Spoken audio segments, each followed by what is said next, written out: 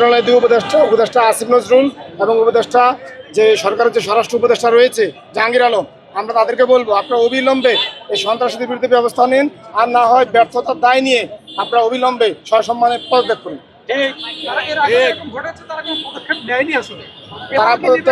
তারা দৃশ্যমান পদক্ষেপ নিত, তাহলে এই হামলা আজকে আবার সংঘটিত হতো না। এই হামলা আজকে নতুন নয়, এই হামলা গত কয়েকদিন ধরে আরও কয়েকবারে হয়েছে। হামলাটা আপনারা এর আগে দেখেছেন, আমাদের জুলাই আরেক বিপ্লবী হান্নান মাসুদের উপরে কীভাবে দফায় দফায় হামলা হয়েছে, সরকার কোনো পদক্ষেপ নেয়নি। আমরা মনে করি এটি তার ধারাবাহিকতার অংশ। এখন কি অবস্থায় রয়েছে আপনাদের? এরপরে আমরা এখন পর্যন্ত হাসনাতের অবস্থা সম্বন্ধে জানতে পারিনি। আমরা চেষ্টা করছি, তার সাথে যোগাযোগ করার চেষ্টা করছি, তার শারীরিক অবস্থা জানার জন্য চেষ্টা করছি। আপনারা হাসনাতের জন্য দোয়া করেন।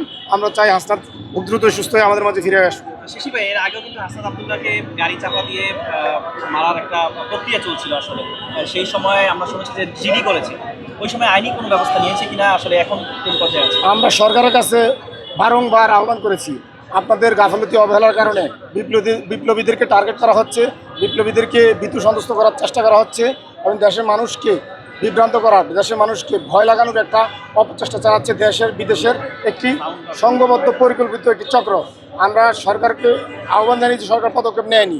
আমরা মনে করি সরকারের গাফলতির কারণে ওই চক্রটি আবার মাথাচাড়া দিয়ে উঠেছে। আজকে আসলে অন্য কোনো নেতাকর্মীর সঙ্গে ছিল কিনা? আমরা এখন পর্যন্ত শুধু হাসনাতের খবরটি জানতে পেরেছি। আমরা চেষ্টা করছি আরও বিস্তারিত খবর জানার জন্য। আমরা আশা করি বিস্তারিত খবর জেনে আপনাদেরকে আমরা আবার জানাতে পারবো।